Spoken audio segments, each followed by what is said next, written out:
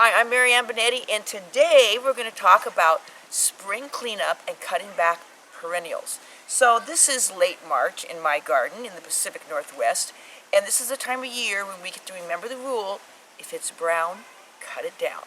So we have two perennial plants here. This first one is called Burbenia bonariensis, and it gets to be tall. You can see here's the tall brown stems from last summer. Now, how do I know? Do I cut this here? Do I cut it low? What do I do? Well, if it's brown, cut it down. I like to look at the very base of the plant. So way down here, the base of the plant, I see this new green growth. You can see right here, fresh new green growth. When you see that new green growth, that is your cue. I like to use these needle nose clippers, and these clippers are very easy to manipulate. So I go in here and I cut back the brown stems. See how tall that is? It doesn't matter. That's from last year.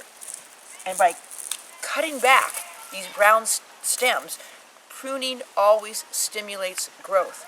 I'm encouraging this fresh new growth, and these brown stems can go into the compost pile. So you can see what we're left with. This nice low plant. One thing I like to do after I clip down the dead part is I'll go ahead and I'll pull out, any of the old down brown dead leaves, just to discourage slugs and snails from living in this area. So now here's another example. This plant here is one of my favorite perennials. It blooms in the fall. It's called Sedum Autumn Joy. So it has blooming stems. A lot of them already got broken off. And if it's brown, cut it down. So these brown stems, I can go in here and just clip them all off. They're going to go in the compost pile. Sometimes the brown stems, you can just bend them and snap them. And this keeps your pruning shears from getting quite so dull. But in the middle of the plant, I'll go in here and clip these off. There we go. Now, not only when you're doing spring cleanup, you're tidying up the garden, you're getting material that you can add to your compost pile, but also by getting rid of this dead brown plant material, you are discouraging slugs, snails, molds, musts, fungus among us. So good garden cleanup, great time to do it is this spring. Feels good to get back out in the garden. This has been Marianne Binetti with easy answers for great gardens.